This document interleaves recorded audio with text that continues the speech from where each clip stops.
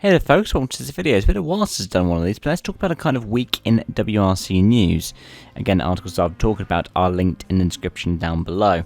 One of them that stood out to me from Dirtfish was about Takamoto Katsuta, who, according to Luke Barry and Colin Clark, is building his case for a kind of lead works drive with Toyota and WRC, and I've got to say, I agree with that.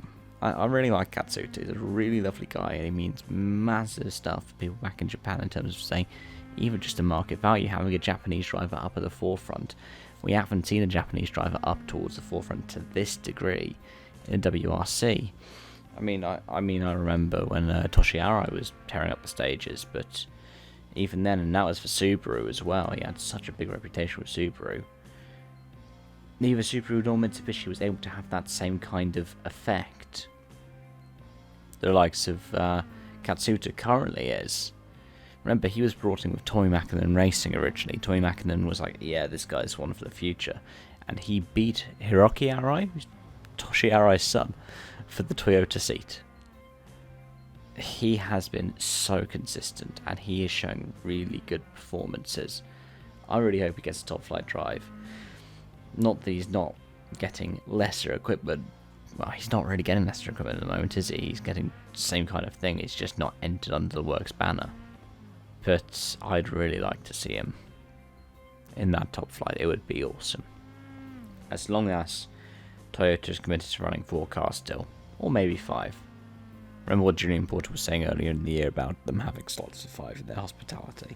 Another thing that stood out for me was talking about how Sebastian Loeb is going to be in Rally Greece, but Sebastian Ogier won't be.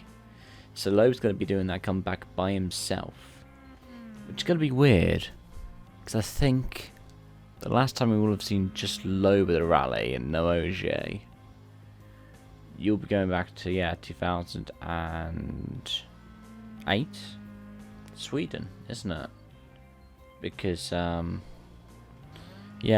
because of the fact that that's when the Junior Championship starts, Mexico, when Ogier gets his points finish. But Greece is still going to have a massive entry list, 13 top class machines. There's going to be 6 Ford Pumas. Entry in Formo, it's going to be still fielding an entry, which is excellent to see. They've got faith in him for the full season in M Sport. Breen, Gus Greensmith as well. Pierre Lube is going to be there. And we're also going to have Jordan Zerdarides. That's right, that is 6 Rally 1 Pumas. Going to have Danny Sordo back as well for Hyundai. That's his first start since Sardinia. And that's, 3 Hyundais committed and 4 Toyotas. 13 cars, that's brilliant. Could talk more about the entry list at another point when we talk about the Acropolis itself. But right now, the next round's a week away. It's IPA. And if you look at M Sport, they've got to think about what they've done with Craig Breen at the moment. Craig Breen's probably one of my favourite drivers out there. He's got such a wonderful personality, and he's always somebody who's worn his heart on his sleeve, and I've loved that about him. He just seems so down to earth. We've been really struggling this season, and it's annoying because this really should have been the season. We know with M Sport that Puma is a rally winner. And Breen had more prep time than others, but something just didn't click. Same thing Evans is having. He's saying he's still not gotten up to speed in the Rally 1 car, though Toyota still believe he could be a champion this season.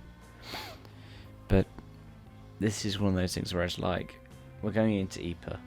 We've just had Finland and Estonia. I really hope something goes well for him here, because it's one of those moments where a driver ends up in that kind of rut. I mean, I can think of one driver who's really had a front and centre rut on display, and that's Thierry Neuville. I mean, I remember back to 2015 when Hyundai had announced they were delaying their 4-door i20 to 2016, when it was meant to be kind of start of 2015. When they were going towards the end of 2014, Michel Anderson was like, nah, it's going to be mid-2015.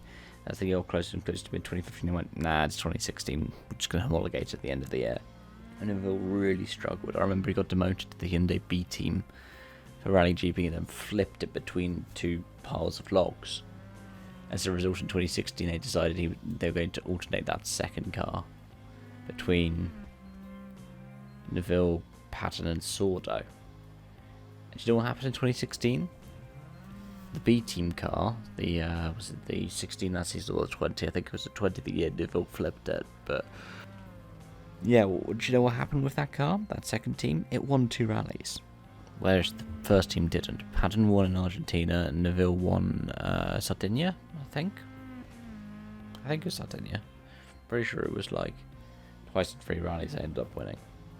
But I'm really hoping that Breen recovers his performance. He's good on tarmac, we know this. He's good in the Puma, we know this. The Puma's brilliant on tarmac this season, we know this. So we just need to see it all come together. Croatia, the car really struggled, but the Monty, first and third. Formo had brilliant pace until he went off the road. Greensmith got his first stage win.